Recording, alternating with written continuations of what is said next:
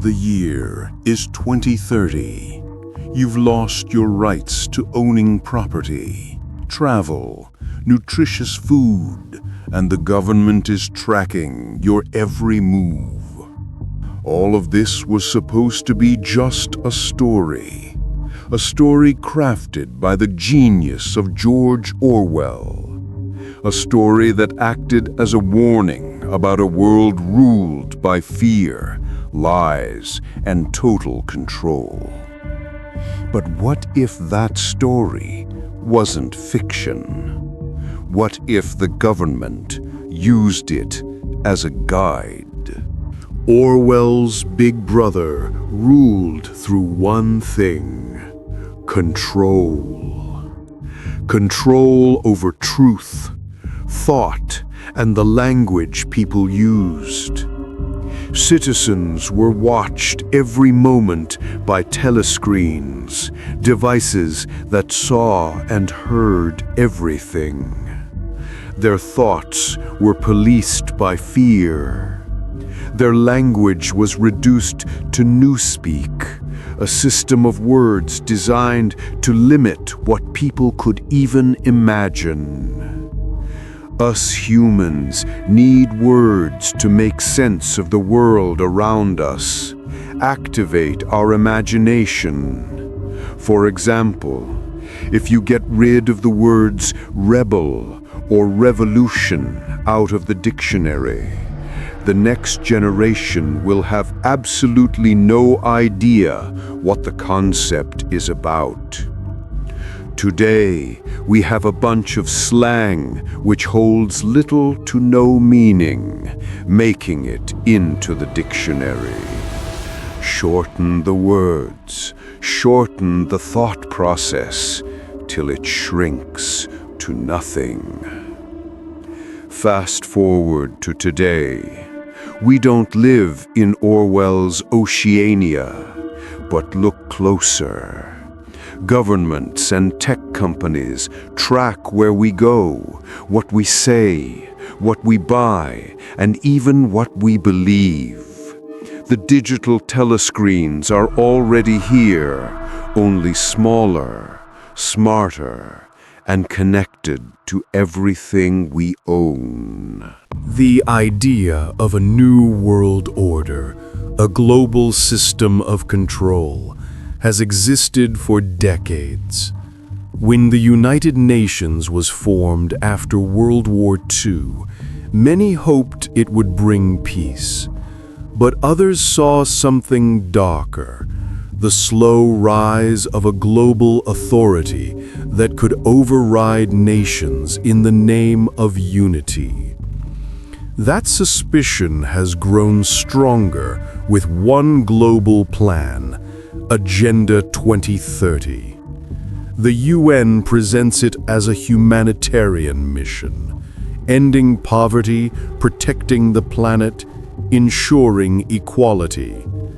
A set of goals backed by Bill Gates and other billionaires, and presented in such a way that seems so universally appealing that no one spares a second to question what lies beneath. Ask yourself, why would a billionaire like Bill Gates, who's hell-bent on feeding us lab-grown meat, suddenly want to improve our lives? Cows alone account for about 6% of global emissions. So we need to change cows. And increase our consumption of artificial meat, like Impossible or Beyond Meat, both of which I invested in. We'll have the convenience of printing it from our homes. It gets worse. The Agenda 2030 will involve a social credit system, something that China has already implemented. A digital network that scores citizens on their behavior. Buy the wrong book, speak against the state, or even hang out with the wrong person, and your score drops. Low scores mean travel bans, job loss, and social exclusion. High scores mean privilege, and escape from scrutiny. Imagine that same system, not just in one country, but globally, linked to a digital ID, tracking and predicting your health, finances, and movements, so you never dare step out of line. The World Economic Forum says, "You'll own nothing and you'll be happy." We'll grow so tired of being unable to make our ends meet that people will eventually trade property, privacy, and freedom for convenience. You'll no longer own anything, but will only be able to access everything through systems controlled by a few power-hungry maniacs. It's the same model Orwell warned about. A society where no one owns anything, not even their thoughts. And in this vision, cities become smaller, denser, more controlled, the so-called 15-minute cities.